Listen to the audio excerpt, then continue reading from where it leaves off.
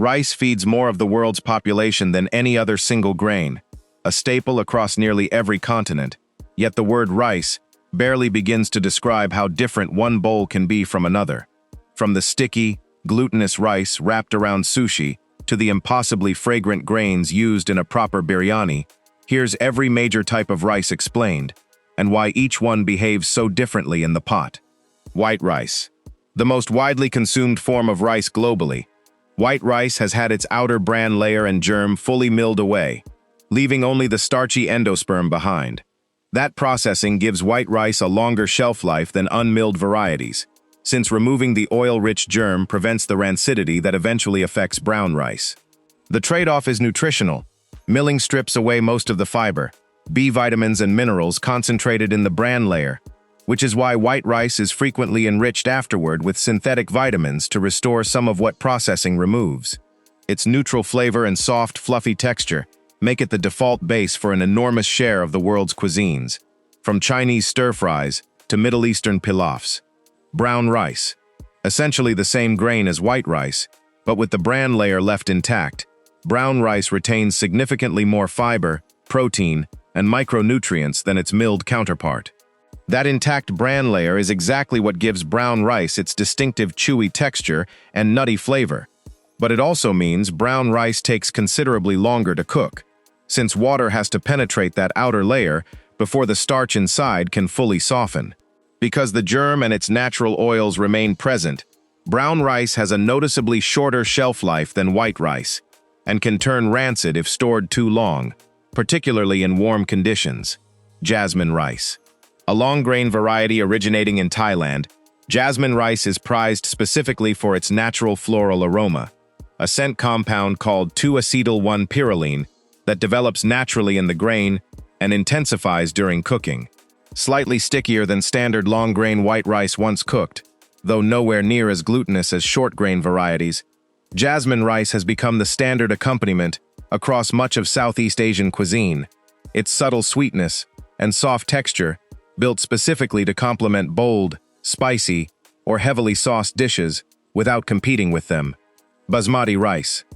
Grown primarily in the foothill regions of India and Pakistan, basmati is a long, slender grain rice famous for two distinct traits: an intense natural aroma, even more pronounced than jasmine rice, and a grain that elongates dramatically during cooking without becoming sticky, expanding to nearly double its raw length, while individual grains stay separate and fluffy.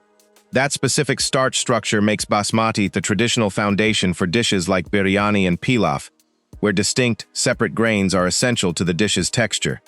Aged basmati, rice stored for a year or more before sale, is particularly prized, since aging reduces moisture content and further improves the grain's ability to stay separate and fluffy when cooked. Arborio rice. An Italian short-grain rice grown primarily in the Po Valley, Arborio is defined by its unusually high concentration of amylopectin, a starch that releases slowly and creates a naturally creamy texture when the rice is stirred frequently during cooking. That specific starch behavior is exactly what makes arborio the foundation of risotto, the technique of gradually adding warm stock while stirring. Constantly coaxes starch out of the grain's surface, building a creamy sauce around rice that still holds a firm, slightly chewy bite at its center. A texture Italian cooks call al dente, applied specifically to rice rather than pasta. Sushi rice. Typically a short or medium-grain Japanese variety, most commonly koshihikari, sushi rice is chosen specifically for its high stickiness, a trait that allows individual grains to cling together firmly enough to hold their shape when pressed or rolled. After cooking, sushi rice is traditionally seasoned with a specific blend of rice vinegar, sugar, and salt, a step that isn't just flavoring, it also affects the rice's texture and helps preserve it slightly longer, historically important, before refrigeration made fresh fish storage more reliable. Black rice. Sometimes called forbidden rice, historically reserved for Chinese emperors and restricted from common consumption, black rice gets its deep purple-black color from anthocyanins, the same antioxidant pigment family responsible for the color in blueberries and purple cabbage. Nutritionally, black rice contains meaningfully higher antioxidant levels than white or even brown rice, and its slightly sweet, nutty flavor, combined with a naturally chewy texture, has made it increasingly popular in modern cooking, well beyond its traditional Chinese origins. Red rice. Named for its reddish-brown bran layer, red rice gets its color from a different set of pigments than black rice, though it shares a similarly earthy, nutty flavor profile and a firm, chewy texture once cooked. Red rice varieties are grown across parts of Asia, including notably in Bhutan and Thailand, and like brown rice, red rice retains its bran layer, giving it a nutritional profile closer to whole-grain rice than to standard polished white rice. Wild rice.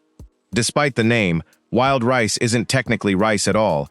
It's the seed of a different aquatic grass species, native primarily to the Great Lakes region of North America, where it holds significant cultural and historical importance for several indigenous nations.